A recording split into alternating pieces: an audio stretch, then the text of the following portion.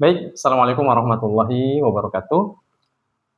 Alhamdulillah, kami senang sekali pada kesempatan kali ini kita kedatangan tamu spesial pembicara yang Masya Allah sangat luar biasa, yang sudah berkenan meluangkan waktu bersama kita di sesi kali ini di podcast Real Talk, dan kami langsung sapa bersama kami yaitu Mas Isan. Assalamualaikum. Waalaikumsalam warahmatullahi wabarakatuh. Gimana kabarnya Mas Isan? Sehat, alhamdulillah. Alhamdulillah. Ini jauh-jauh dari Jember ya? Bisa Ya, dibilang, bisa bilang oke. bisa dibilang begitu. Iya, tapi alhamdulillah beliau saat ini sudah berdomisili di Gorontalo ya, insyaallah. Oke. Sebelumnya kami sangat mengucapkan terima kasih banyak Mas Isan sudah berkenan hadir di sesi kami ini, namanya Real Talk, yang insyaallah bisa kami sajikan beberapa ataupun insight yang bermanfaat untuk para pendengar dan untuk rekan-rekan kami yang memang membutuhkan informasi terkait ya. Nah, sebagaimana kami sampaikan permohonan kami kepada Mas Isan untuk meluangkan waktu pada kesempatan kali ini dengan topik yang kami gagas ataupun kami tawarkan sebelumnya, itu terkait dengan pengalaman studi di luar negeri ya, seperti kurang lebih Mas Isan. Jadi sebelum kita masuk ke tema inti, barangkali dari Mas Isan bisa memperkenalkan dulu siapa mungkin sosok Mas Isan itu sendiri. Monggo Mas. Oke, boleh. Terima kasih atas kesempatannya. Sebelumnya mungkin dipanggil Pak Zakir. Zakir bisa. Zakir. Iya, nama saya Ihsan Maulana Rabbani. Saya seorang arsitek sekaligus dosen saat ini. Asal Jember, Jawa Timur, sekarang domisili di Kabupaten Bone Bolango ya, lebih tepatnya. Saya dosen di Universitas Negeri Gorontalo, jurusan arsitektur. Jadi background pendidikan saya S1 arsitektur, S2-nya perencanaan dan perancangan kota. Baik. Ya, Masya Allah ya. Jadi terkait dengan latar belakang pendidikan ya Mas Isan, ya, kita bisa dengar ataupun kita bisa tahu tadi arsitektur ya. Oh, tadi S1-nya di ITB ya kalau nggak salah ya? Iya, kebetulan di ITB S1. Masya Allah. Dan spesialnya pascanya dilanjut di UCL ya Mas Isan ya? Alhamdulillah, Ya, betul. Masya Allah. Baik, jadi terkait dengan latar belakang khususnya pendidikan tadi yang disampaikan Mas Isan ya, hal menarik ya, sebagaimana topik utama yang kita angkat pada kesempatan kali ini, pengalaman studi di luar negeri. Kita bisa mulai starting point-nya Mas Isan ya, dari hal alasannya barangkali Mas Isan yang kemudian memutuskan untuk melanjutkan studi ya. Karena kami pikir, mungkin saya pribadi gitu ya, saya berpikir bahwa stereotip ataupun stigma yang pada umumnya orang-orang pikir ya, orang anak-anak arsitektur itu mungkin cenderungnya adalah ke ranah praktisi mungkin ya. Nah, kemudian Mas Isan memutuskan untuk masuk terjun ke dunia akademisi barangkali ya, kecenderungan karena pasca S1 dan kemudian lanjut di studi S2 itu kan mungkin kecenderungannya adalah di akademisi barangkali. Nah, mungkin bisa diceritakan pada kami yang menjadi motivasi ataupun latar belakang terbesar Mas Isan untuk memutuskan melanjutkan studi. Mungkin begitu Mas Isan. Oke, baik. Betul ya Kak Zakir bahwa di arsitektur itu kurang lebih ya kita ada ke ranah praktisi, bisa juga ke ranah akademisi. Sebetulnya S2 saya ini merupakan kelanjutan dari keduanya kalau saya boleh bilang begitu ya. Dan lebih umumnya lagi ada beberapa alasan besar begitu kenapa saya melanjutkan S2. Mungkin yang pertama adalah tadi terkait praktisi dan akademisi.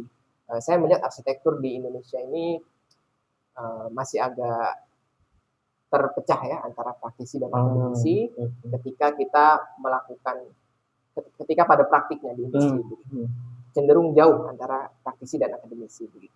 Jadi saya memang mencari S2 yang agak-agak praktis, bukan yang berbasis riset. Iya. Itu ada tujuannya karena saya memang merasa masih perlu mengasah skill praktik saya begitu, tapi juga ingin transisi ke arah akademisi begitu kan. Itu pertama. Kedua, mungkin sekaligus kenapa saya ke luar negeri gitu. Karena I want to see Indonesia from a different perspective. Saya ingin melihat Indonesia dari out of the box, dari luarnya begitu, dan dari kacamata orang. Karena nanti kita akan berkomunikasi dengan berbagai macam orang di sana. Mereka bisa memberi kita masukan, memberi kita input. Oh, mereka memandang Indonesia seperti itu. Mungkin 2 dulu. Oke, baik. Ya, poin menariknya Mas Ihsan ya, dari terkait dengan latar belakang ataupun alasan terbesar itu ya. Yang pertama saya bisa mengetahui dari statement Mas Ihsan tadi ya, bahwa kecenderungan gitu ya, ada memang teman-teman atau rekan-rekan kami yang di teknik itu selain bisa masuk ke ranah praktisi ya, tapi dari segi keinginan terbesar Mas Ihsan bisa merambat ataupun bisa masuk ke ranah akademisi gitu ya, karena mungkin ada dalam hal mencocokkan gitu ya, ataupun melakukan match link pada bidang praktisi gitu ya sama akademisi, mungkin dua hal yang sebenarnya tidak bisa dipertentangan gitu ya. Jadi mungkin satu kesatuan yang memang bisa mendukung satu sama yang lain. Dan poin yang kedua tadi menarik juga ya Mas Ihsan ya, point of view kita yang bisa kita lihat dari sudut pandang yang berbeda ketika Mas Ihsan kemudian memutuskan untuk lanjut studi. Nah, kita tarik lagi dari apa yang disampaikan oleh Mas Ihsan ya terkait dengan studi di luar negeri, dan itu juga ada relate ataupun relevasinya dengan salah satu lembaga beasiswa gitu ya, yang menjadi sponsor utama barangkali ya kita sebut ya. Jadi sponsor utama dalam hal pendanaan studi Mas Ihsan sendiri ya ini kita sebut ya dengan lembaga beasiswa LPDP gitu ya, mungkin seperti itu. Jadi sehingga mungkin kita tahu atau perlu tahu gitu ya dari Mas Ihsan sendiri hal yang menjadi dasar Mas Ihsan kemudian memilih LPDP, karena kita tahu ya mungkin dalam hal institusi pemberi beasiswa itu kan banyak ya, misalnya kayak BU gitu ya, ada BPI juga misalnya, ada beragam beasiswa yang lainnya mungkin bisa di-apply gitu ya. Tapi kemudian akhirnya Mas Ihsan mempertimbangkan untuk apply LPDP gitu ya, mungkin ada alasan di balik itu ataupun motivasi gitu ya. Kemudian Mas Ihsan memilih LPDP. Baik. Kenapa LPDP ya? Mungkin alasan idealisnya dulu. Alasan idealisnya adalah bahwa ya memang LPDP membranding diri begitu, memarketkan beasiswa mereka sebagai selain beasiswa yang lengkap begitu, tapi juga sebagai komunitas bagi insan-insan Indonesia yang memang ingin studi di luar negeri, kemudian kembali mengabdi kepada negara, kan? Jadi saya melihat potensi networking, kemudian ya harapannya pasca studi itu ada keberlanjutannya seperti itu. Itu yang saya dapatkan dari apa yang LPDP ini ya, brandingkan begitu. Alasan keduanya yang lebih praktis adalah ya tadi saya bilang karena lengkapnya komponen pendanaan.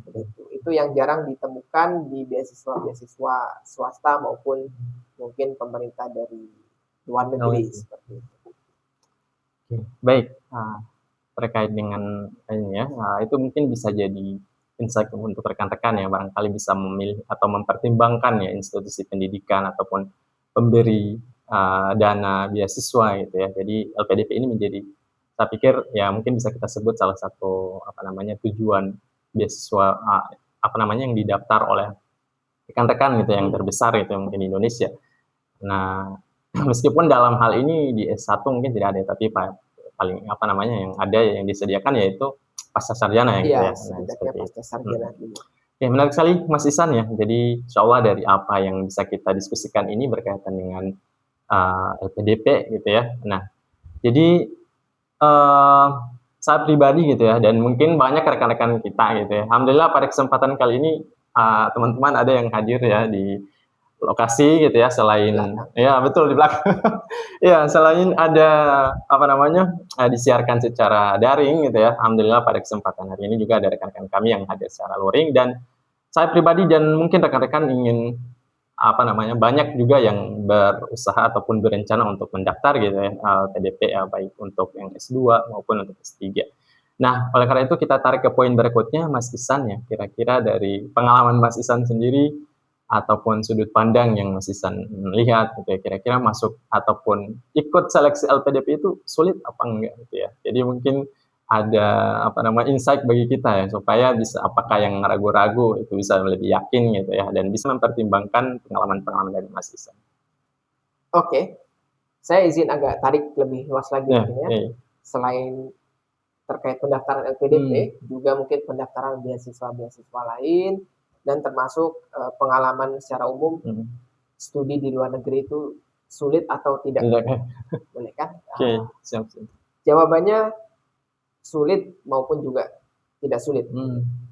Sebagaimana pada dasarnya hampir segala sesuatu di dunia ini begitu ya. Pada nature-nya memang pasti ada susahnya, pasti ada mudahnya. Kalau kita sebagai muslim, kita sudah tahu ada di Al-Quran, inna ma'al usri yusra. Bersama kesulitan ada kemudahan. Kemudian ada mungkin hadis atau perkataan dari Abu Bakar, kalau saya tidak salah ingat, di mana beliau bilang, saya ini tidak sebaik yang orang bayangkan, tapi juga tidak seburuk yang orang bayangkan. Nah, ini agak filosofis, tapi menurut saya ini sangat penting. Sebetulnya dua hal tadi itu mencerminkan satu nilai yang namanya open-mindedness, keterbukaan pikiran, begitu. Dan itu salah satu kunci, kalau saya boleh bilang, iya, salah satu kunci utama begitu dalam meniti perjalanan menuju studi di luar negeri. Praktiknya adalah bahwa keterbukaan ini akan memberikan kita ekspektasi yang pas, yang tidak berlebihan begitu, tidak terlalu berharap, tidak terlalu takut, ekspektasi yang pas. Itu gara-gara adanya open-mindedness. Nah, mungkin prinsipnya itu dulu. Kita bisa bedah lebih lanjut mungkin di LPDP-nya. Siap. Baik, ya. Jadi barangkali itu sebagai gambaran awal gitu ya. Jadi poin menarik gitu, tadi disampaikan oleh Mas Ihsan sebenarnya ya, dari apa yang disampaikan tadi gitu ya, terkait dengan sulit atau tidak gitu ya. Dan tadi mungkin cukup normatif ketika kita tahu bahwa ya sebenarnya kita kembalikan pada diri kita mungkin ya. Jadi dan tadi poinnya menarik ya, bahwa ya tadi sebagaimana ayat yang disampaikan oleh Mas Ihsan ya, bahwa bersama kesulitan itu ya, bersama kesulitan itu ada kemudahan gitu ya, kurang lebih seperti itu. Dan terus mungkin sebagai gambaran bagi kita yang mungkin yang berupaya atau berusaha untuk ke jenjang ataupun mencoba mendaftar LPDP. Oke. Nah, kita lanjut lagi ya Mas Ihsan ya, di segi praktisnya gitu ya. Jadi kalau untuk kami pribadi gitu, atau untuk rekan-rekan ini yang sebenarnya berniat atau berkeinginan untuk mendaftar LPDP, barangkali menurut Mas Ihsan kira-kira apa hal yang mendasar gitu ya, apa hal pertama yang mungkin bisa kita siapkan sebenarnya untuk mendaftar atau ikut seleksi di LPDP ini? Oke. Menurut saya menyambung dengan yang tadi saya katakan tentang open-mindedness, gitu ya, keterbukaan pikiran, itu harus menjadi identitas kita. Ketika kita mau mendaftar beasiswa, terutama LPDP, dan juga nanti mendaftar universitas-universitas di luar negeri. Karena memang sosok-sosok yang open-minded itulah yang mereka incar, yang mereka cari. Begitu. Pendidikan di luar negeri itu lebih mengasah, sejauh yang saya alami, ya, lebih mengasah kreativitas, critical thinking, dan tadi open-mindedness. Begitu. Sehingga otomatis beasiswanya juga memfilter orang-orang yang demikian. Nah, apa indikator dari open-mindedness begitu, keterbukaan, adalah bahwa kita bisa pertama ya, terbuka dan bisa dengan mudah mencari informasi, baik secara digital maupun tidak. Begitu. Dan yang kedua adalah kalau menurut saya adanya kepedulian. Orang-orang yang pikirannya sudah terbuka, begitu, mereka memandang dunia itu bukan untuk diketahui. Ilmu di dunia itu tidak untuk diketahui, tapi untuk menjadi bahan bakar untuk kepedulian. Nah, ketika kita sudah punya keterbukaan pikiran dan sudah punya kepedulian, itu insya Allah dengan sendirinya akan bisa dengan mudah mempersiapkan dokumen-dokumen dan hal-hal lain terkait LPDP.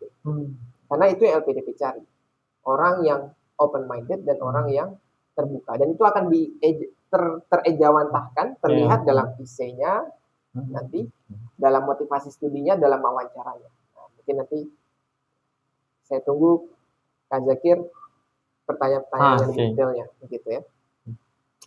Baik, Masya Allah ya. Jadi tadi poin menarik juga, Masya Allah ya, Mas Isan ya. Tadi kita bisa mengetahui ya, salah satu mungkin menjadi motivasi juga ya, bahwa keterbukaan kita dalam berpikir, gitu ya, apalagi dalam hal mencari atau memperluas ilmu pengetahuan, itu tidak lain atau orientasinya itu bisa menuju pada kepedulian tadi ya. Tadi sampaikan Mas Isan, menjadi bahan bakar gitu ya. Dan itu saya pikir bisa menjadi latar belakang atau motivasi yang kuat bagi kami untuk bagaimana mendaftar atau ikut seleksi. Ya. Nah, kalau kita lihat mungkin ya Mas Isan dari segi praktisnya gitu ya, dari segi administrasi misalnya, untuk kami ini yang atau rekan-rekan yang mau mulai gitu ya untuk mengikuti seleksi pendaftar LPDP, kira-kira secara administratif ini kita mulai dari mana gitu ya, supaya mungkin secara runut, terstruktur ya, jadi nggak loncat-loncat, atau mungkin ada hal yang krusial, prioritas yang perlu kita siapkan seperti itu. Baik, kita masuk ke ranah yang super praktis ya. Secara umum LPDP itu ada 3 tahapan seleksinya. Yang pertama adalah administrasi, yang kedua skolastik, semacam tes tulis untuk mengetahui potensi akademik kita. Yang ketiga adalah seleksi substansi, berupa kalau di zaman saya dan mungkin sampai sekarang terakhir saya cek masih berlaku adalah wawancara. Kita bisa bedah satu-satu. Yang pertama administrasi ya, Kak Zakir. Administrasi ini secara umum yang perlu dilakukan ada di website, begitu kan? Yang mungkin kalau terkait identitas diri, dokumen-dokumen pribadi itu kita tidak perlu bahas di sini. Hal yang khusus mungkin adalah ada 2 ya. Pertama mempersiapkan mungkin 3. 1 IELTS ya. IELTS atau tes sertifikasi kemampuan bahasa Inggris. IELTS dan ekuivalensinya yang lain-lain. Yang kedua surat rekomendasi. Yang ketiga essay itu sendiri. Karena essay ini dia dibawa dari mulai administrasi sampai nanti ke substansi, di tahap terakhir itu essay terpakai terus. Nah, tapi secara administrasinya dicek di tahapan awal, begitu. Itu administrasi. Ya, baik. Jadi ya kurang lebih kalau masalah administrasi pribadi barangkali itu sudah bisa kita pahami lah ya, maksudnya rekan-rekan pendaftar itu barangkali bisa menyediakan gitu tanpa ada instruksi khusus gitu ya. Namun untuk yang poin tadi baik terkait dengan IELTS dan saya pikir yang menarik tadi terkait dengan mencari pembimbing gitu ya, atau promotor tadi seperti yang disampaikan Mas Isan yang poin kedua ya kalau nggak salah ya. Ya, jadi mungkin bisa disampaikan kita ada tips atau langkah yang bisa kita ikuti gitu ya, bisa jadi tambahan pengetahuan itu untuk teman-teman yang mau kontak gitu ya, kontak promotornya atau calon pembimbing yang di luar negeri itu. Dari Mas Isan sendiri seperti apa? Oke, kita mulai dari yang mudah. Pertama surat rekomendasi. Mudah dalam artian dia hanya satu hal dan ya cuma satu begitu kan.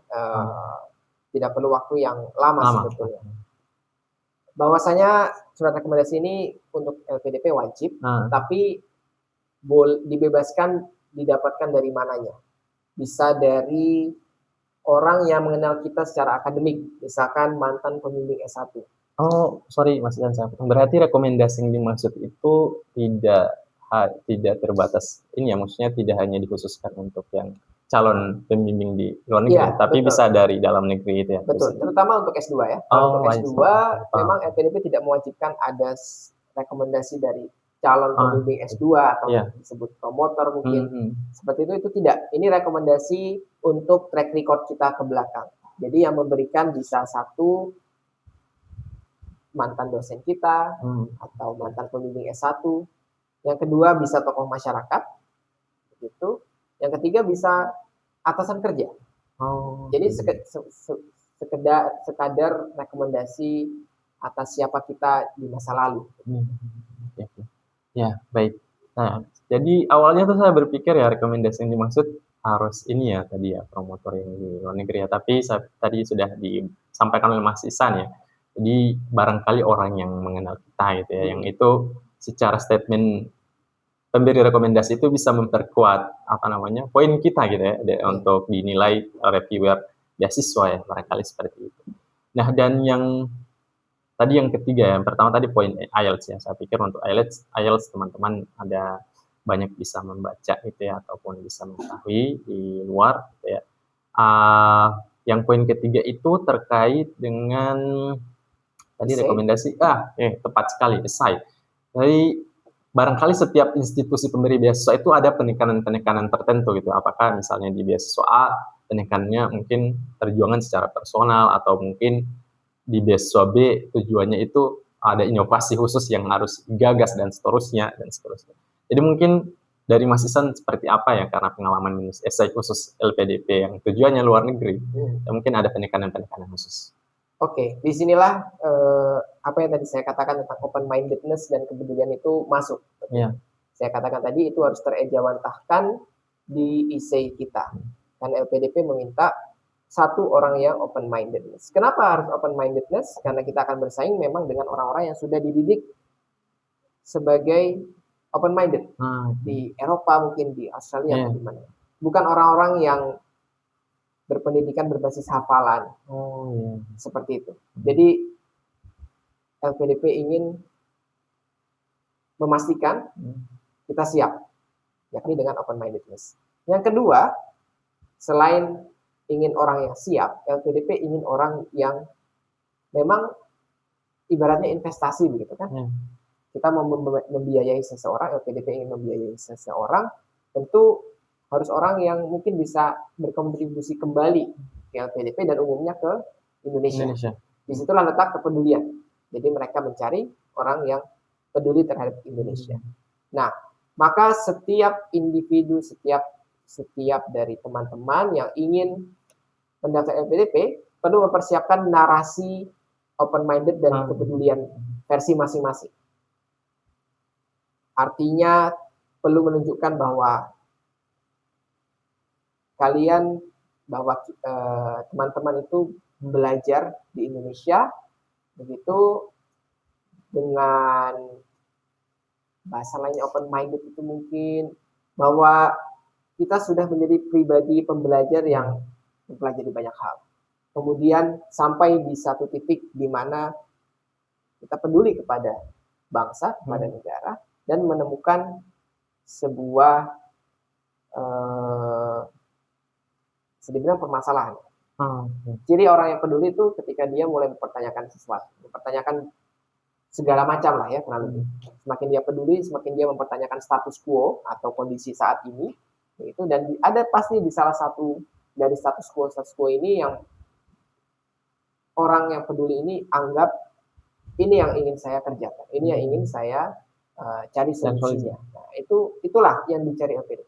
Apa keresahan atau permasalahan atau isu yang Anda angkat sebagai orang yang peduli kepada bangsa, begitu, dan apa rencana Anda, solusinya mau seperti apa. Jadi tadi isu atau latar belakang atau permasalahan, keresahan, kemudian Anda punya gambaran, Anda punya visi, solusinya seperti ini, tapi kemudian ada komponen ketiga, knowledge gap. Ada kesenjangan ilmu, ada celah ilmu yang kita tidak bisa dapatkan, kita belum punya, dan idealnya itu dicari di luar negeri.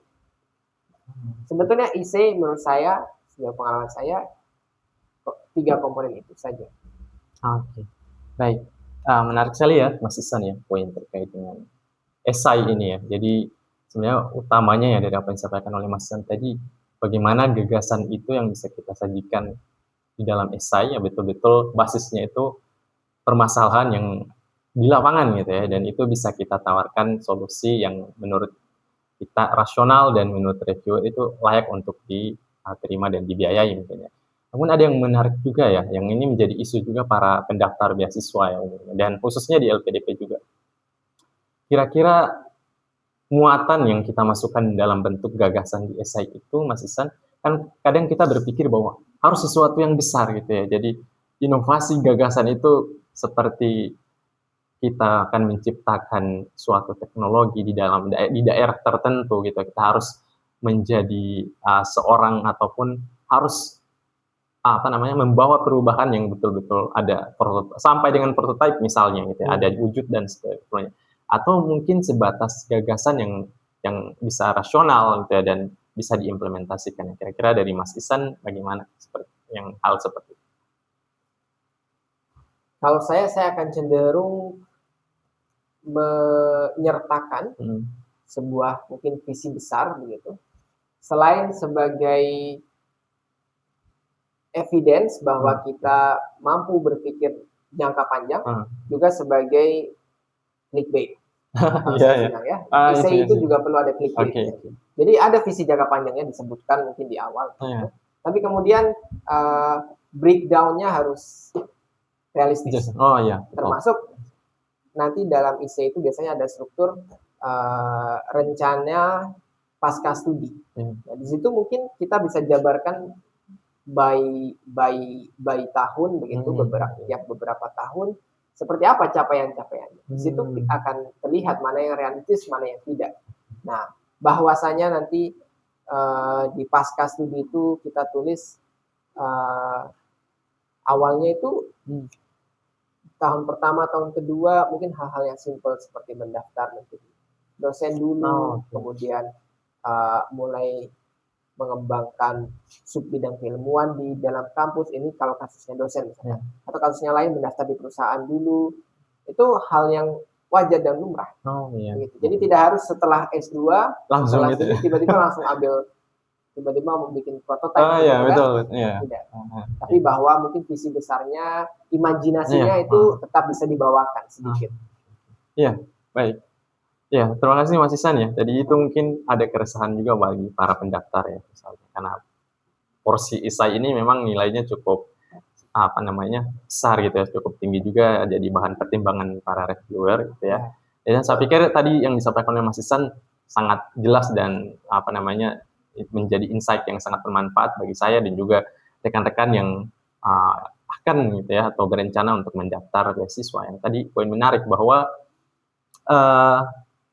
tidak serta-merta gitu ya, inovasi yang kita gagas itu memang harus jadi langsung bentuknya gitu ya, jadi prototype dan sebagainya. Tapi bisa seyogyanya dia melalui tahapan-tahapan yang secara runut yang bisa kita ikuti tahapan-tahapannya itu gitu ya. Jadi sehingganya para reviewer beasiswa itu bisa lebih rasional gitu melihat ide kita gitu yang sudah digagas ataupun dicantumkan di dalam esai gitu ya. Dan ini sangat menarik gitu ya. Jadi meskipun ada visi besar, tapi memang perlu langkah-langkah yang runut dan juga terstruktur untuk mencapai itu.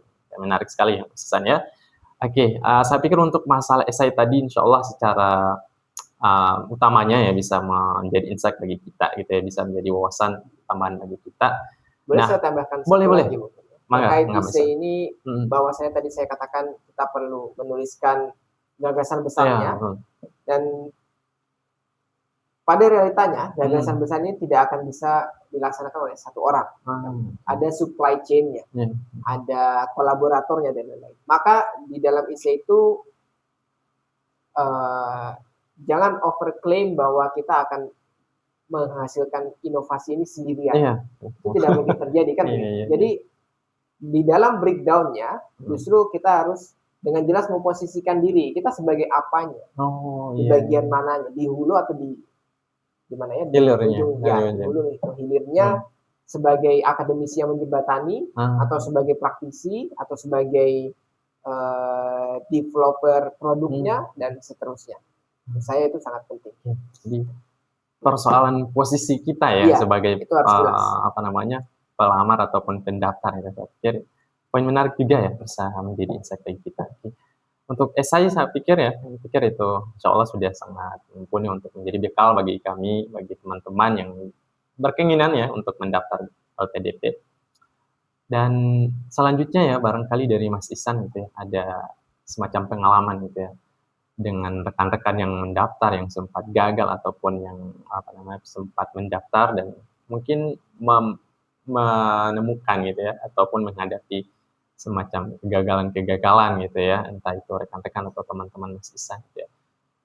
Bisa disampaikan kepada kami gitu ya, apa yang kira-kira ada kesalahan umumnya yang sebenarnya para pendaftar itu lakukan gitu ya, apa itu persoalan administrasi ataupun mungkin ada hal-hal yang krusial yang sebenarnya luput gitu ya dari kami para pendaftar gitu. Karena biasanya misalnya ya, saya tuh berpikir, "Oh karena saya alumni ini," gitu ya, atau lulusan ini, saya punya peluang dan seterusnya. Dan pada pada ujungnya gitu ya, pada akhirnya justru menghasilkan, sesuatu yang tidak sesuai ekspektasi gitu. Jadi barangkali ada kesalahan-kesalahan umum yang sebenarnya dilakukan oleh para pendaftar gitu, ataupun calon pendaftar LPDP ini Mas Ihsan.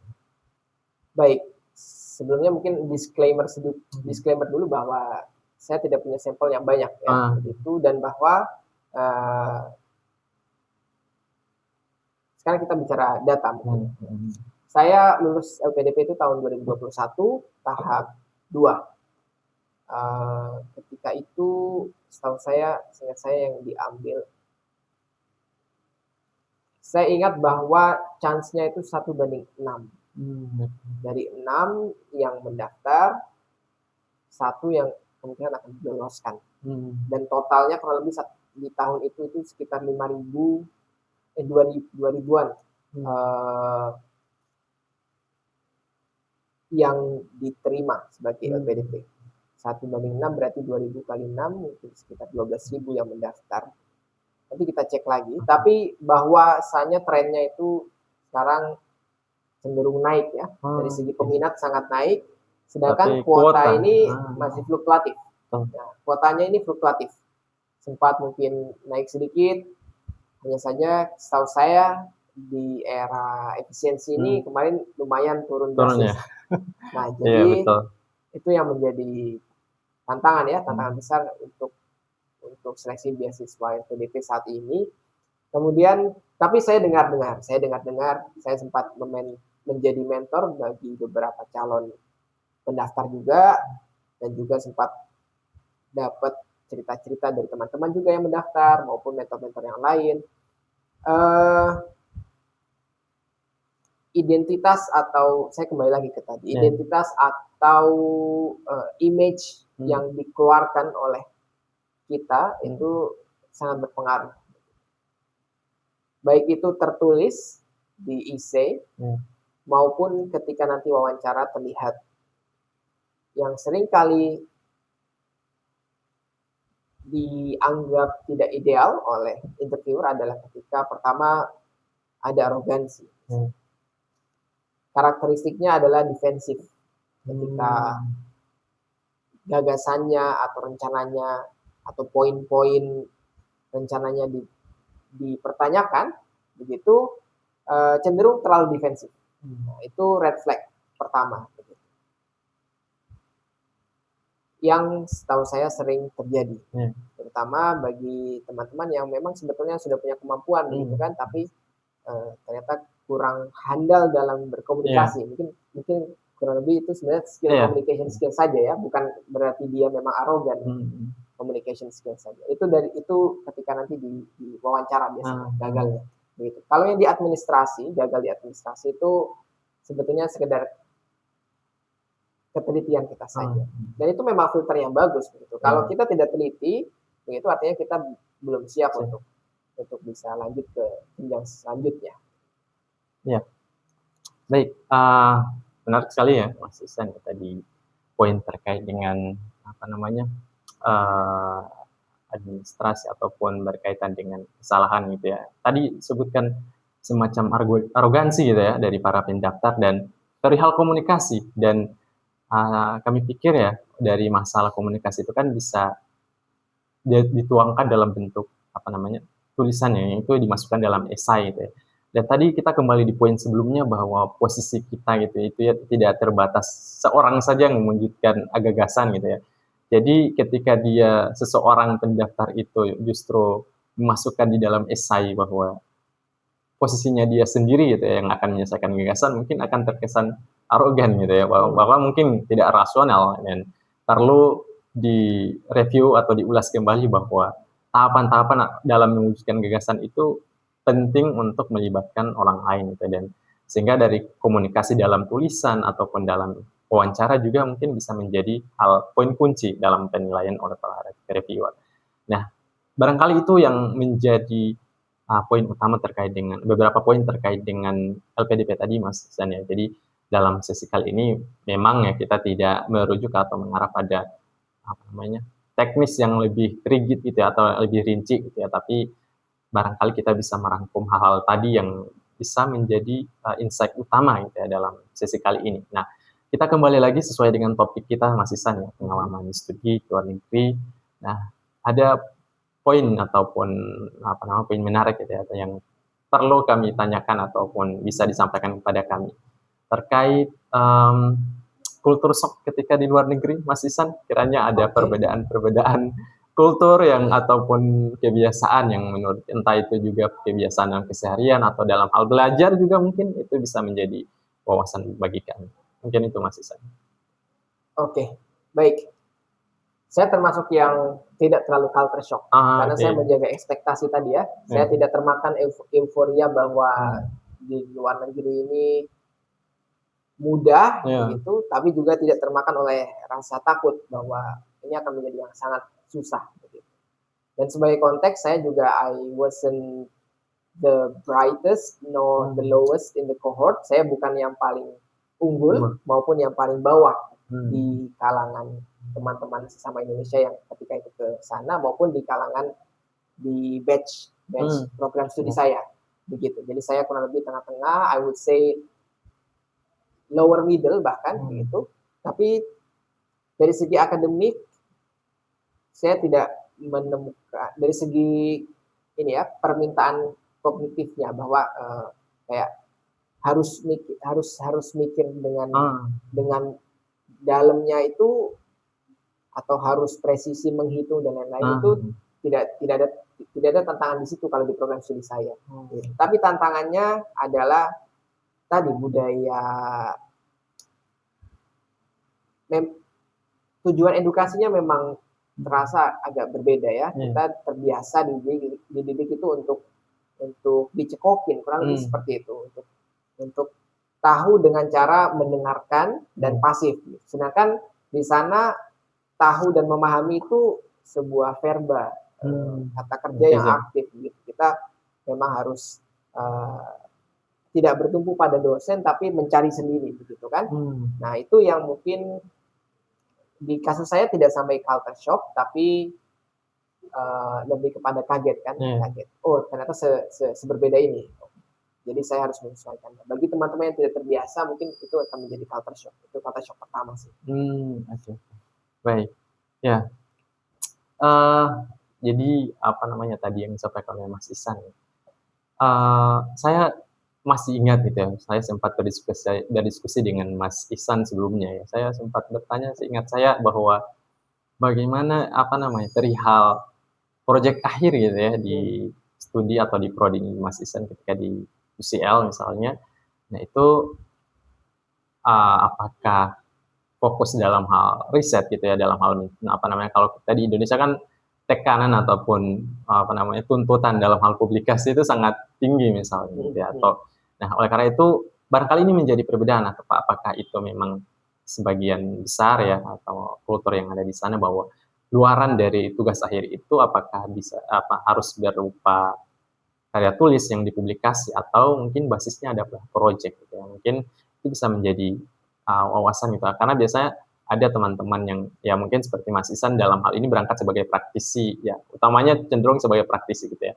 Modal bekalnya itu sebagai seorang praktisi dan mau mempelajari atau berkeinginan mempelajari sebagai seorang akademisi. Mungkin dari Mas Ihsan seperti apa kira-kiranya ada perihal luaran gitu ya ataupun project akhir gitu ya di sana.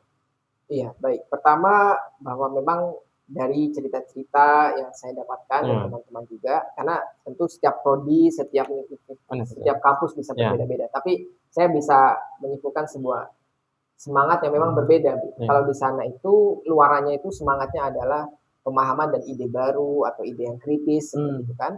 Kalau di lebih kepada substansinya. Kalau di Indonesia memang tekanannya itu tekanan terhadap luarannya adalah si ini ya paper atau dalam bentuk dokumen. Dokumennya, kuantitasnya yang dilihat seperti itu, bukan dari segi substansinya. Tentu ya tetap ada.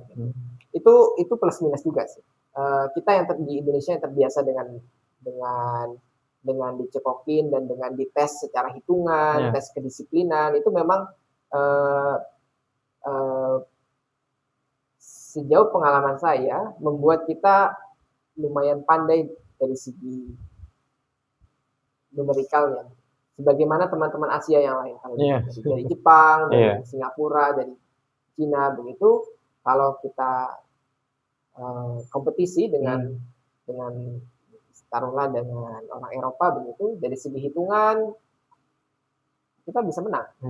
Tapi dari segi tadi ya pemikiran kritis, confidence dalam menjadi pembelajar yang mandiri, menurut saya seperti itu. Menjadi pemikir yang mandiri, punya pikirannya sendiri, bukan kata orang. Itu mereka memang lebih punya bakat di situ gara-gara pendidikannya. Dan ya tadi sesuai dengan hal itu, maka luarannya memang lebih kepada substansi tersebut. Menarik tadi Mas Isan ya, berarti luarannya itu tidak dituntut paper ya, tapi juga mungkin project gitu ya? Saya tidak bilang tidak dituntut karena sekali lagi sangat bervariasi kan. Ada yang mungkin memang betul-betul dituntut. Tapi bahwa dia bukan menjadi komponen yang paling utamanya kan. Kalau di kasus saya memang S2 pertama ya, konteks saya di UK, S2 itu 1 tahun. Secara umum, bukan karena saya cepat selesai, tapi memang programnya 1 tahun kan, di UK. Nah, dalam 1 tahun ini, porsi risetnya itu mungkin ada di rentang 3 bulan sampai 6 bulan, tergantung program. Nah, di kasus saya, karena programnya ini practice oriented, porsi risetnya itu cuma 3 bulan, bahkan tidak sampai. Nah, sehingga memang secara logika tidak akan bisa dituntut untuk menjadi paper. Jadi sifatnya itu major research project, proyek riset. Sebetulnya mini sih ya, mini research project, begitu kurang lebih seperti itu. Baik, mungkin untuk sesi kali ini kita ke poin yang berkaitan dengan cara Mas Ihsan ataupun dalam hal ya misalnya ya barangkali meskipun dari statement Mas Ihsan ada mungkin tidak merasa culture shock gitu ya, tapi mungkin ada tips ataupun dari Mas Ihsan terkait dengan bagaimana bisa survive gitu ya di luar negeri yang notabene ini memang berbeda mungkin ya, beberapa kultur atau budaya yang berlaku di sana dan sebagainya gitu ya. Dari Mas Ihsan, apakah ada kegiatan khusus gitu ya ataupun aktivitas khusus yang diluangkan misalnya dalam hal survive gitu ya di luar negeri, apakah itu dengan belajar yang mungkin waktunya lebih diperbanyak gitu ya, ataupun lebih banyak kunjungan ke kampus atau ke perpusnya dan sebagainya, atau ke lembaga-lembaga akademiknya dan seterusnya gitu ya. Mungkin dari Mas Ihsan seperti apa?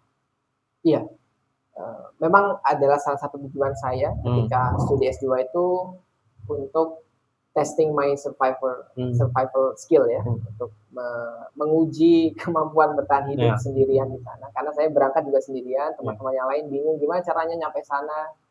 Saya pede aja sendiri. Gitu. Karena saya tahu ada Google, saya sudah terbiasa dengan dunia digital gitu kan, terutama anak Gen Z.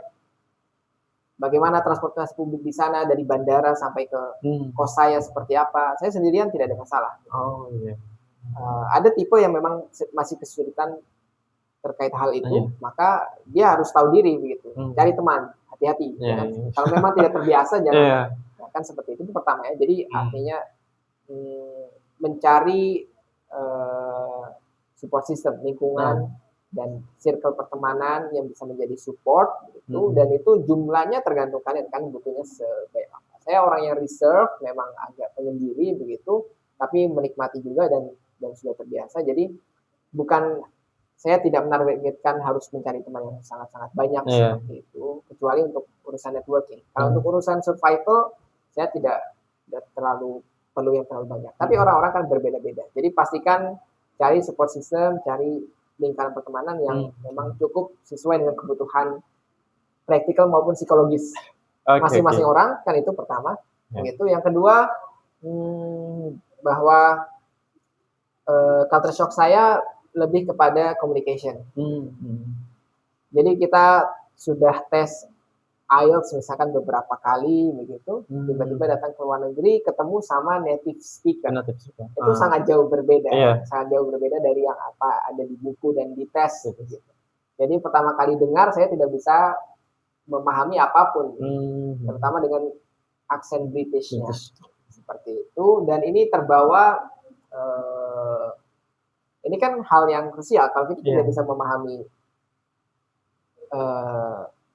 perkataan seseorang, kemudian lebih lanjutnya kita tidak bisa berkomunikasi, tidak bisa berkomunikasi, itu akan terbawa di sehari-harinya maupun nanti ketika di kuliah, ketika mengerjakan tugas kelompok, ketika mungkin nanti bimbingan dengan supervisor. Dan kasus yang saya alami, saya tadi katakan saya tidak terlalu menemukan culture shock di akademik, tekanan akademiknya begitu, tapi tadi di bagian komunikasi, terutama ketika bimbingan dengan supervisor. Begini lebih detailnya adalah saya bisa cerita saya hampir gagal di tesis saya. Kalau di Indonesia apa ya, S2 itu?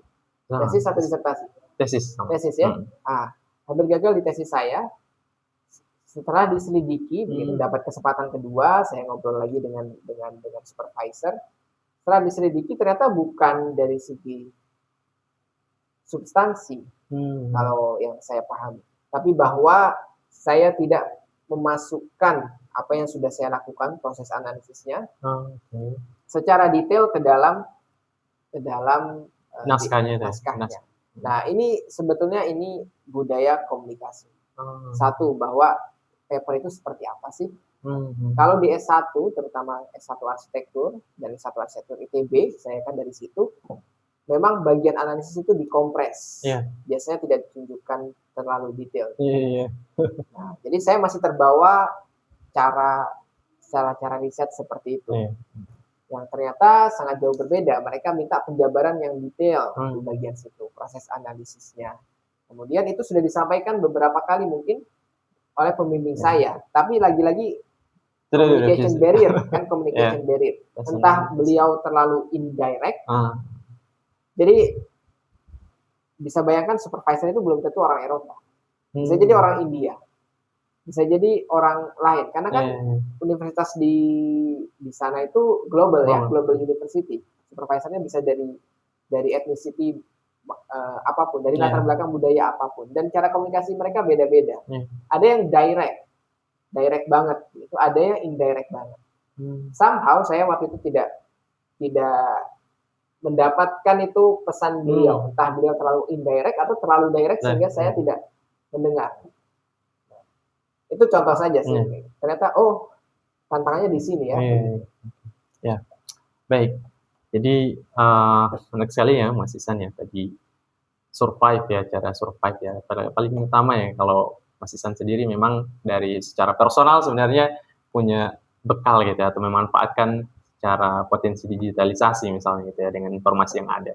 Namun tadi Mas Ihsan sampaikan bahwa untuk beberapa orang ya perlu untuk tahu posisinya gitu ya, cari teman ya, support system yang bisa mendukungnya ketika beradaptasi gitu ya di lapangan. Dan tadi persoalan tantangan ketika di bagian tesis tadi Mas Ihsan menarik gitu ya, bahwa bisa saja supervisor itu bukan saja dari aslinya sana gitu ya, dari UK, tapi mungkin bisa saja dari negara yang lain, dan itu mungkin bisa menimbulkan communication barrier gitu ya, batasan komunikasi yang memang ya sangat dan itu cukup memberi tantangan gitu ya, ketika kita menghadapi hal tersebut gitu ya, apalagi perihal poin yang harusnya dimasukkan tadi gitu ya, di dalam naskah atau draft, tapi dalam hal ini apa namanya, sebagai student gitu ya, luput gitu ya dalam hal memasukkannya, dan itu menjadi pengalaman gitu ya, berharga bagi rekan-rekan gitu ya, teman-teman yang mendengar gitu ya.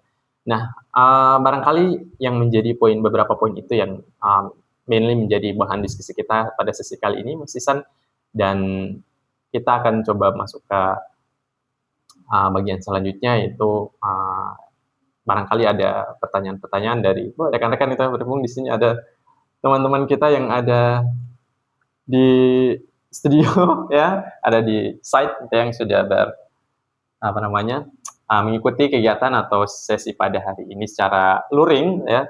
Mungkin silakan teman-teman yang hadir secara luring atau offline, ada yang mau didiskusikan, kita kurang lebih punya sekitar 20 menit atau setengah jam ke depan ya, kita bisa mendiskusikan. Mungkin ada keresahan atau hal-hal yang menurut rekan-rekan perlu untuk didiskusikan, silakan. Kita masih punya waktu. Ada kira-kira? Baik. Terima kasih. Ini ada pertanyaan ya dari rekan kita, Novia ya, Masya Allah. Semoga dimudahkan ya yang sementara ikut seleksi. Tadi ada 3 poin ya, Mas Ihsan ya. Ya, Pertama itu terkait dengan gambaran ya di seleksi substansi, kemudian apakah yang kedua itu apakah ada pertemuan-pertemuan rutin gitu ya, ketika mungkin insya Allah diluluskan gitu ya, bisa menjadi penerima beasiswa, apakah ada pertemuan-pertemuan yang perlu kita ikuti gitu ya sebagai penerima. Dan yang ketiga tadi perihal meyakinkan reviewer gitu ya, ataupun kurator yang menilai rencana studi gitu ya sebagai seorang pendaftar. Monggo Mas Ihsan. Baik, saya jawab satu persatu. Yang pertama, semoga suaranya terdengar sampai ke belakang sana. Terkait poin penilaian tes substansi ya. Jadi kalau boleh jujur, saya belum pernah berhasil ya mengakses itu formulir penilaiannya yang pastinya itu seperti apa. Dan memang sepertinya tidak untuk dipublikasikan. Begitu. Jadi memang tetap abu-abu. Tapi bahwasanya ada dua kategori. Dua kategori interviewer, mungkin saudari Novia juga sudah tahu. Yang pertama yang terkait psikologi, yang kedua terkait akademiknya. Ya, akademik ini kalau di kasusnya ketika batch saya itu akademiknya ada 2, yang psikologi ada 1. Jadi total 3 interviewer. Begitu. Nah, secara umum apa saja yang akan mereka cek? Pertama, konsistensi antara apa yang kita sampaikan dengan apa yang sudah kita tulis di IC, gitu ya, di dokumen-dokumen di ketika administrasi kemarin. Yang kedua, kesiapan mental untuk studi, gitu. Kesiapan mental untuk studi. Biasanya itu yang mempertanyakan adalah yang dari perwakilan dari bidang psikologinya. Pertanyakan kalau ada masalah ini, misalkan dikasih kasus begitu ya, misalkan nanti tiba-tiba ada masalah dengan supervisor seperti apa. Dari mulai pertanyaan-pertanyaan yang krusial maupun yang mungkin semi ngetes atau menjebak. Sebagai contoh, kalau nanti tiba-tiba dilamar orang luar negeri bagaimana? Pulang atau tidak? Nah, seperti itu. Itu ada pertanyaan menarik menjebak ya? Seperti itu ya. Nah, itu ada. Kemudian juga ya di situ akan terlihat pertama confidence gitu, yang kedua konsistensi. Memang mau lanjut studi begitu, memang mau menyelesaikan tesisnya atau tidak, memang mau setelah itu pulang atau tidak. Kurang lebih seperti itu yang dicek kan dari segi psikologi. Kalau dari segi substansi akademik ya memang akan dibedah rencana riset kalian. Mungkin kalau pas dapat interviewer yang satu bidang dengan apa yang kita ajukan, maka mungkin akan dibedah bisa metodologinya seperti apa, barangkali bisa sampai di tahap itu. Tapi dia sangat bervariasi. Saya kebetulan dapat yang ketika saya lulus S2 itu, tahu saya beliau bukan dari bidang arsitektur, jadi tidak terlalu detail pembedahan di bagian rencana tesis saya. Gitu. Apalagi ketika saya tekankan ini berbasis praktik. Nah, jadi bisa bervariasi. Sampaikan juga lingkup apa ya, bukan lingkup, batasan-batasan usaha. Sebagai contoh, ditanya apakah sudah menghubungi supervisor, begitu, calon supervisor.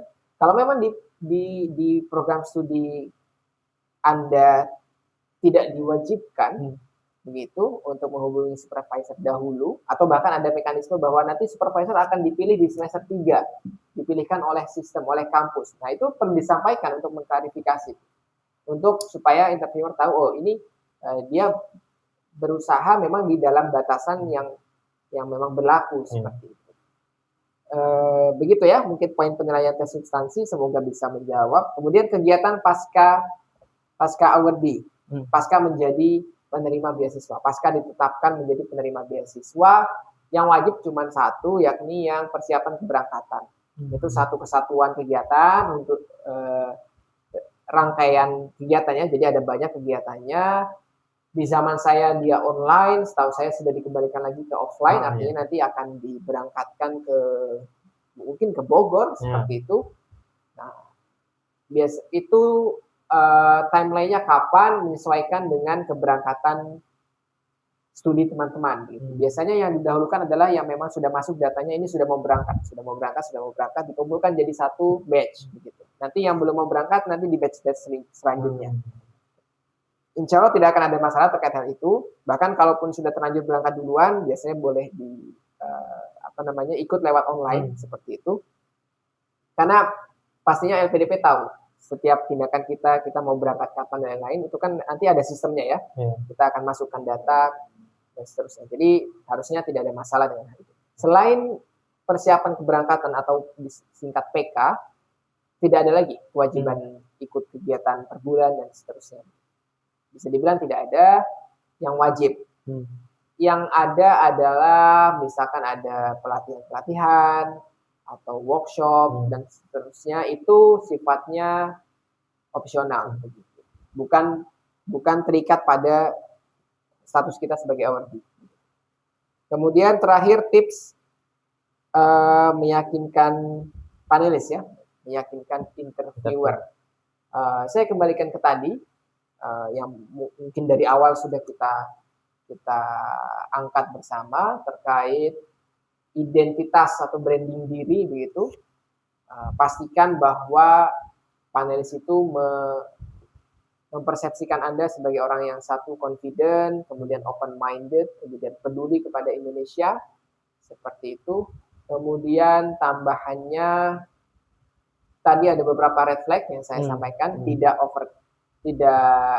arogan gitu ya, dan over defensif, itu tidak boleh. Tapi juga under confident itu bahaya juga. Jadi jangan sampai terlihat tidak yakin dengan apapun yang Anda tulis gitu ya. Begitu diserang sedikit atau dipertanyakan sedikit langsung berubah ngikutin apa yang beliau mau. Padahal tidak harus begitu. Tapi di sisi sebaliknya tadi contoh praktik yang arogan adalah ketika memang ada masukan yang membangun, itu bukan berarti harus langsung bukan berarti setiap pertanyaan atau setiap masukan itu perlu kita bantah supaya poin kita bagus. Itu nggak begitu. Kalau memang itu sebetulnya memang masukan begitu, bahkan sesimpel kita bisa jawab, oh menurut saya itu ide yang menarik Pak, begitu. Saya bisa pertimbangkan itu, saya bisa masukkan mungkin di bagian sininya di rencana saya. Seperti itu kan kita mengapresiasi beliau, sekaligus juga memberikan persepsi bahwa kita terbuka terhadap masukan. Nah, jadi bukan yang terlalu kaku bahwa mereka menyerang dan kita harus bertahan, tidak harus. Iya, baik. Semoga bisa menjawab ya dari Novia. Ya, ada 3 poin tadi ya. Insya Allah bisa menjadi insight yang bermanfaat. Ada lagi kiranya dari teman-teman? Ada? Iya, Amna, barangkali Amna. Pertanyaan yang bagus ya dari rekan kita, Amna. Ya, kurang lebih ada 3 poin ya yang saya tangkap ya. Pertama yang Mas Ihsan ya, tadi persoalan bentuk kontribusi gitu ya. Dan sebenarnya saya mau tanyakan tadi ya sebagai closing point, tapi Qadarullah tadi sudah di-sounding, sudah disuarakan oleh rekan kami Amna gitu ya, bentuk kontribusi ke negeri, ke negara kita, ke Indonesia gitu ya. Dan tadi sempat disampaikan terkait dengan kasus flexing dan sebagainya yang saya pikir sudah dilihat juga oleh Mas Ihsan Kemudian yang kedua itu terkait dengan jejak digital juga. Ini Pak, ini krusial juga ya, jangan sampai jadi poin penilaian ya Mas Isan ya, ketika banyak mengomentari pemerintah ya, dalam artian mengkritisi dan sebagainya gitu ya. Apakah itu bisa jadi hal yang apa namanya menggagalkan dan seterusnya. Yang ketiga itu persoalan IPK ataupun masa studi yang apa namanya yang lebih tadi mungkin yang saya tangkap itu ya, apakah masih bisa berpeluang gitu ya untuk mendapatkan beasiswa. Mungkin itu Mas Isan. Oke, saya jawab langsung. Terima kasih pertanyaan-pertanyaannya. Pertama mungkin ya saya mengapresiasi ya usaha yang dilakukan sudah sejak lama begitu, termasuk sampai sempat mengikuti perkembangan perubahan regulasinya. Dan memang betul bahwa LPDP itu sangat dinamis. Setiap tahun bahkan per 6 bulan bisa jadi ada kebijakan perubahan, baik yang di level strategik maupun teknisnya. Level strategik contohnya adalah pintu-pintu beasiswanya. Begitu kan, ada yang sempat buka beasiswa khusus, misalkan khusus Papua mungkin, khusus afirmasi, tiba-tiba sekarang tutup, berubah jadi beasiswa khusus santri, dan seterusnya. Karena ini terkait dengan kolaborasi LPDP dengan kementerian-kementerian lain. Termasuk pintu-pintu kemitraan ke universitas-universitas spesifik di luar negeri atau negara spesifik. Sekarang sedang buka LPDP kolaborasi dengan Prancis misalkan. Ada juga yang LPDP kolaborasi dengan Universitas Glasgow saja, LPDP kolaborasi dengan UNSW saja. Nah, seperti itu. Jadi saran untuk teman-teman semuanya bahwa sering-sering pantau website LPDP, apa yang sedang buka programnya, barangkali ada 1-2 yang bisa kita cantolin nama kita begitu, kurang lebih seperti itu. Dan selanjutnya adalah usaha terkait IELTS. Terkait IELTS memang memang menjadi momok ya, bahwa kita ini tidak dididik dengan bahasa Inggris yang cukup begitu. Di sisi lain kita berada dalam ekonomi yang membuat tes-tes seperti ini tuh terasa sangat mahal. Kan satu kalinya bisa 3 juta, dulu itu masih 2,8, sekarang sudah 3,2, seperti itu. Jadi iya, memang perlu kesabaran dan strategi, terutama mungkin sering-seringlah cari partner ataupun komunitas yang setidaknya bisa gratis untuk mengasah bahasa Inggrisnya, sehingga ketika tes itu tidak perlu terlalu banyak percobaan, sudah bisa langsung mendapatkan hasil yang maksimal. Seperti itu, barangkali bisa juga diinisiasi oleh teman-teman semua, begitu ya, terkait program bahasa Inggris ini.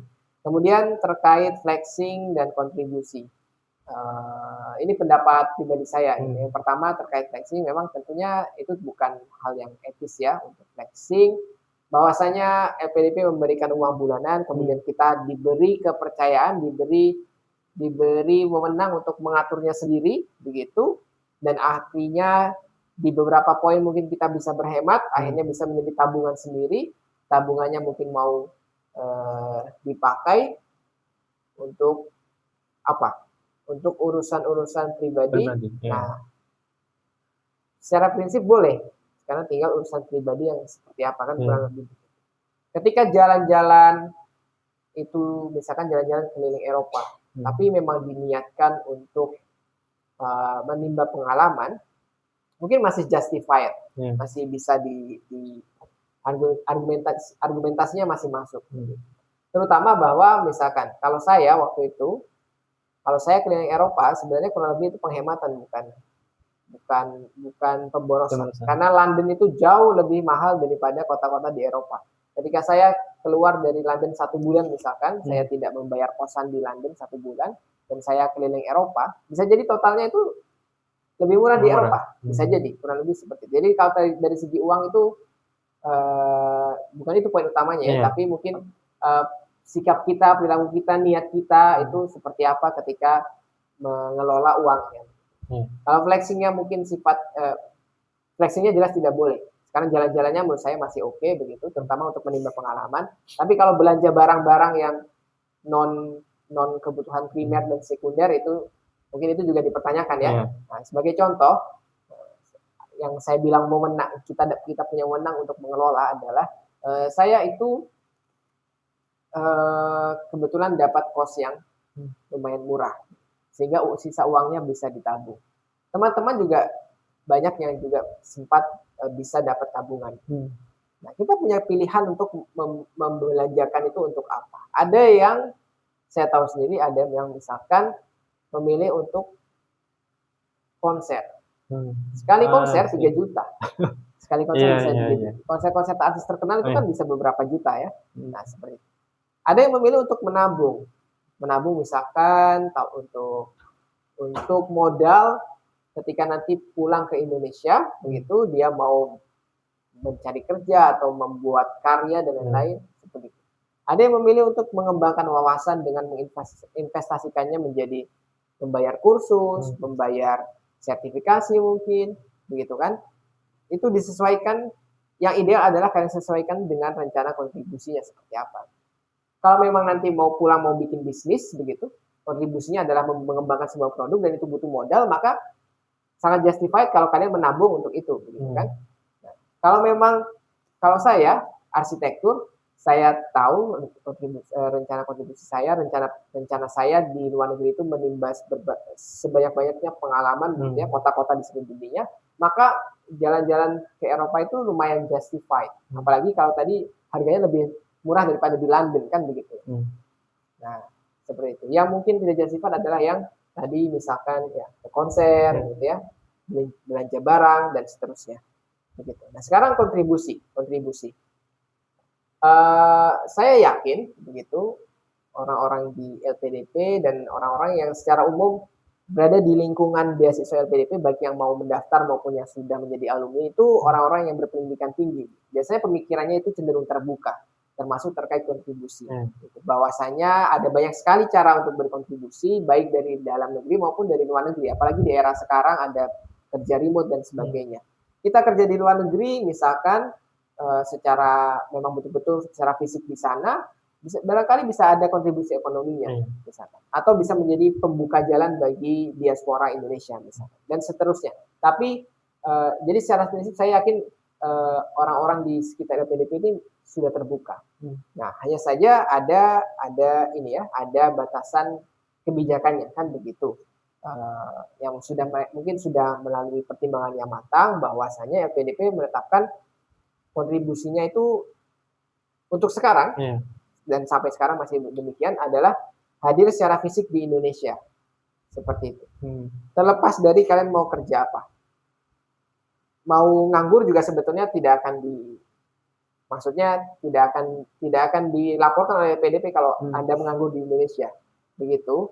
Nah, ini kalian bisa kritisi ya, apakah ini sebetulnya kebijakan yang paling tepat atau bagaimana. Pokoknya sekarang yang dikunci adalah kalian harus secara fisik di Indonesia. Setelah itu kalian mau ngapain, maksudnya selama di Indonesia kalian mau ngapain itu bebas, begitu. Dan dikunci selama seingat saya masih 2N+1 ya, dua kali masa studi ditambah 1 tahun harus di Indonesia. Apakah ada pengecualian? Ada. Pengecualinya adalah 1, mendapat pekerjaan di organisasi-organisasi dunia lintas negara kayak PBB gitu ya. Kemudian kayaknya ada beberapa bank internasional juga boleh seperti itu. Nah, itu jadi organisasi humanitarian skala internasional begitu, itu boleh. Jadi kalau kalian dapat kerjaan di situ, boleh tidak harus kembali ke Indonesia. Nah, pengecualian lain adalah skema penundaan kayak saya. Saya setelah S2 di Inggris, saya magang 1 tahun di Kuala Lumpur. Dengan cara apa? Ada mekanisme legalnya. Jadi memang diperbolehkan untuk menunda kontribusi kembali ke Indonesianya dengan syarat ya mendapat tadi magang, kemudian memang laporan ke LPDP, minta izin dan seterusnya. Kalau sudah dapat izinnya baru ya jalan magang. Saya melakukan yang demikian. Dan itu tidak menggantikan ya, itu cuma menunda. Jadi setelah di Malaysia 1 tahun, saya kembali ke Indonesia, tetap mulainya 2N+1. Kurang lebih demikian ya. Jadi kontribusinya harus tinggal di Indonesia selama 2N+1. Kalau terkait kerjanya apa itu bebas, seperti itu. Setelah 2N+1 juga mau ke luar negeri sejauh ini bebas. Kemudian komentar julid di sosial media, saya belum pernah dapat laporan ataupun kasus yang jelas-jelas menerangkan bahwa ini menjadi poin penilaian. Seperti itu. Memang di formulir LPDP itu ada isian media sosial ya. Saya dulu kayaknya nggak ngisi deh, dan itu masih bisa. Saya tidak mengisi dan kebetulan lanjut saja tuh bisa di next. Berarti kan artinya nggak wajib ngisi, ya udah ngapain diisi begitu. Tapi silakan nanti dicek sendiri di formulirnya sekarang seperti apa, apakah wajib atau tidak gitu. Kalau wajib ya mungkin ada komponen penilaian di situ, dicek sedikit lah, kurang lebih dicek sedikit. Tapi tidak perlu terlalu khawatir tentang itu, seharusnya fokus pada menyampaikan identitas dan branding kita saat ini seperti apa. Begitu. IPK yang turun dan mungkin keterlambatan studi. Jadi kalau kalian ke website LPDP, sebetulnya ada panduan yang sangat lengkap, baik dari segi pendanaan, gitu ya, cara-cara kita dapat biayanya seperti apa, jumlahnya seperti apa, itu banyak, dan juga termasuk yang urusan ini keberjalanan studi, gitu. Termasuk yang extension. Saya mungkin kasih clue sedikit, terakhir saya update, maksimal untuk S2 itu 24 bulan. Artinya kalau misalkan saya S1, saya di UK programnya awalnya 12 bulan, kemudian masih ada masalah-masalah sedikit, nanti tergantung urgensinya dia masih bisa tetap dibiayai. Apalagi kalau itu force major begitu ya, mungkin masalahnya yang memang sangat-sangat di luar kendali kita begitu, itu kemungkinan besar masih bisa selama belum 24 bulan.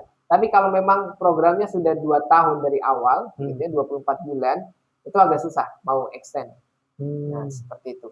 Nah, kalau yang terkait IPK turun apakah berpengaruh? Jawabannya sejauh ini saya tidak pernah mendapatkan tulisan aturan yang menyebutkan demikian. Jadi selama lulus ya sudah. Gitu ya, selama lulus tidak ada masalah. Baik. Semoga bisa menjawab ya dari pertanyaannya Amna tadi ya. Ada 3 poin kurang lebih. Baik itu berkaitan dengan kontribusi, juga tadi sepertinya tentang jejak digital dan berkaitan dengan masa studi gitu ya. Mas Ihsan, mungkin kita satu pertanyaan lagi barangkali ya? Boleh. Ada lagi rekan-rekan yang mau bertanya? Ada yang mau disampaikan? Satu pertanyaan lagi? Boleh? Misalnya pertanyaan ataupun yang ingin didiskusikan sudah tidak ada lagi, kita akan masuk ke bagian akhir dari sesi kali ini ya, Mas Ihsan ya. Tadi sudah cukup banyak yang kita diskusikan ya, mulai dari motivasi dari Mas Ihsan untuk lanjut studi gitu ya. Ada beberapa hal teknis yang barangkali bisa menjadi tambahan wawasan untuk rekan-rekan di luar yang ingin mendaftar LPDP dan sebagainya. Dan juga ada persoalan tes yang akan diikuti gitu ya, yang oleh calon pendaftar misalnya. Gitu ya. Dan terakhir Mas Ihsan ya, sebelum kita tutup ya, dari Mas Ihsan ada penyampaian gitu ya, atau ada poin besar yang ingin disampaikan pada rekan-rekan pendaftar yang khususnya barangkali yang akan terjun ke dunia atau studi di luar negeri gitu ya Mas Ihsan ya. Jadi ada bekal ya, semacam pesan ataupun motivasi ya untuk kita semuanya atau rekan-rekan yang akan mengikuti atau mendaftar atau sementara mengikuti seleksi di LPDP ya, dan barangkali bisa menguatkan mereka gitu, untuk tetap melangkahkan ataupun teguh dalam menjalani seleksi yang ada di LPDP. Monggo Mas Ihsan. Baik, terima kasih Kak Zakir. Kita di penghujung acara. Saya mungkin akan sedikit saja menyampaikan terutama penguatan mindset, karena kalau teknis itu tidak akan ada habisnya membahas teknis. Kita bisa di kapanpun begitu, ataupun bisa secara mandiri dicari. Penguatan mindset terkait kenapa kita ingin menempuh studi lanjut di luar negeri, kurang lebih seperti itu ya. Bahwasanya seperti yang mungkin teman-teman semua ketahui, menuntut ilmu itu bagian dari kurang lebih ya syariat Islam. Dan bahwasanya orang-orang yang menuntut ilmu, orang-orang yang berilmu akan dinaikkan derajatnya, seperti itu. Jadi kan proses teman-teman semua dalam mencari beasiswa ini sebagai bagian dari proses menuntut ilmu. Gitu. Nah, tujuan dari menuntut ilmu ini kalau saya analogikan sebagaimana air yang mengalir. Kita menuntut ilmu itu, kita ingin menjadi orang yang berilmu itu supaya kita bisa menjadi orang yang seperti air mengalir. Nah, air itu mengalir dari atas ke bawah, ya. Dari tempat yang tinggi ke tempat yang rendah. Fokusnya hanya itu saja. Fokus air itu mengalir dari tempat yang tinggi ke tempat yang rendah. Air tidak repot dan tidak khawatir tentang bagaimana dia bisa naik lagi ke tempat yang atas, begitu. Nah, air artinya kita sebagai penuntut ilmu, sebagai calon-calon orang yang berilmu itu tidak seharusnya direpotkan bagaimana ilmu ini akan mengangkat derajat kita. Tapi fokusnya adalah bagaimana menyebarluaskan dan menurunkan ilmu yang kita peroleh ini untuk menjadi bermanfaat, sebagaimana air yang mengalir. Nah, air yang mengalir itu kita lihat karakteristiknya. Air itu fleksibel, dia tidak kaku, dia bukan yang memaksakan bentuknya kepada apa yang dia lalui, tapi dia menyesuaikan bentuknya dengan apa yang dia lalui, dengan wadah-wadah yang dia lalui. Saya kira sebagai orang yang berilmu juga demikian. Open-mindedness yang saya katakan dari awal itu tentang fleksibilitas, tentang kita bisa menyesuaikan dimanapun kita berada, seperti itu, sebagaimana air yang mengalir. Nah, selain air itu fleksibel, air itu juga dia membersihkan, begitu ya, membersihkan kotoran dari jalan yang dia lalui. Nah, sebagaimana tujuan dari ilmu itu adalah lagi-lagi kita kaitkan dengan amar ma'ruf dan nahi munkar. Gitu ya. Membawa, menyeret kebaikan dan menghilangkan yang keburukan. Kemudian ketika air berkumpul turun menjadi lautan begitu, itu saya kira ibaratnya hadis Nabi pada di zaman akhir itu Muslim akan menjadi seakan-akan buih di lautan. Begitu. Dan kita tidak perlu khawatir tentang hal itu karena ya mau tidak mau itu sudah redaksinya dan ketentuan dari Allah akan menjadi demikian. Yang perlu kita pikirkan adalah teman-teman mau menjadi buih yang selamanya di lautan, begitu, atau menjadi buih yang suatu saat itu mendapat kesempatan untuk dinaikkan oleh Allah SWT menjadi uap, begitu, kemudian menjadi awan, kemudian nanti suatu saat diturunkan ke bumi menjadi hujan untuk tadi menjadi air mengalir yang mengalirkan kebermanfaatan. Nah, itu menurut saya tujuan kita, gitu ya. Tadi menjadi orang yang berilmu, insya Allah akan dinaikkan derajatnya. Artinya itu ya tadi seperti demikian. Diberi kesempatan untuk naik derajatnya, kemudian untuk turun lagi ke bumi, turun lagi ke masyarakat nanti untuk mengalir, memberi dan menyebarkan kebermanfaatan. Saya kira demikian analoginya. Semoga bisa menjadi penguat dalam mempersiapkan dan berproses menuju studi lebih lanjut, gitu. Baik itu di dalam negeri maupun di luar negeri. Saya kembalikan ke Kak Zakir. Baik, Masya Allah, luar biasa sekali ya Mas Ihsan ya, banyak insight dan poin terakhir tadi cukup membangkitkan atau menjadi booster ya bagi kami, bagi rekan-rekan untuk teguh ya dalam hal mengikuti berbagai seleksi khususnya di LPDP gitu ataupun dengan keinginan untuk lanjut studi di luar negeri gitu ya. Jadi filosofi air ya sangat menarik sekali gitu ya, bahwa ketika air yang mengalir gitu alirannya gitu ya. Jadi diumpamakan semacam mencari ilmu gitu ya, dan pada orientasi pada ujungnya gitu ya, bermuara pada kebermanfaatan gitu ya. Dan sangat menarik dan saya pikir banyak ya hal-hal yang masih ingin kita diskusikan ya, tapi karena durasi dan alokasi waktu yang sudah disediakan untuk sesi kali ini sudah sampai di penghujung ya Mas Ihsan. Mungkin insya Allah di next sesi ataupun di agenda berikutnya kita bisa mengundang lagi itu ya Mas Ihsan ya, di luar dari mungkin ya ke materi atau pembicara-pembicara yang lain ya, dan ya. Dan insya Allah untuk terus tadi menyebarkan ilmu untuk kebermanfaatan untuk kita semua insya Allah. Saya teringat salah satu insight ya dari novelnya Ahmad Fuadi gitu ya, di Negeri Lima Menara. Ada salah satu kutipan gitu ya, bunyinya man saro ala darbi wasolah gitu ya. Barang siapa yang tetap teguh berjalan di jalurnya gitu ya, dia akan sampai pada tujuannya. Dan tadi saya pikir tantangan-tantangan dihadapi oleh Mas Ihsan gitu ya, dari challenge-nya, dari bagaimana beradaptasi ya, dengan segala pengalaman tadi, ketika Mas Ihsan dengan teguh untuk terus di jalur tadi gitu ya, dan alhamdulillah bisa sampai di tujuan-tujuan yang diinginkan oleh Mas Ihsan. Menarik sekali Mas Ihsan, insya Allah apa yang disampaikan pada sesi kali ini bisa bermanfaat ya untuk kita semuanya.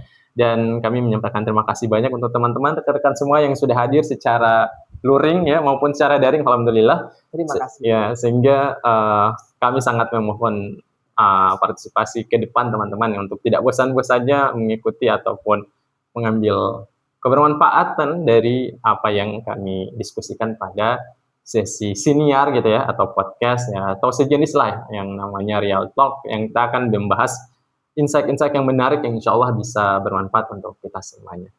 Untuk itu demikian sesi kali ini. Sekali lagi kami ucapkan terima kasih banyak Mas Ihsan sudah berkenan mengisi podcast atau siniar pada kali ini.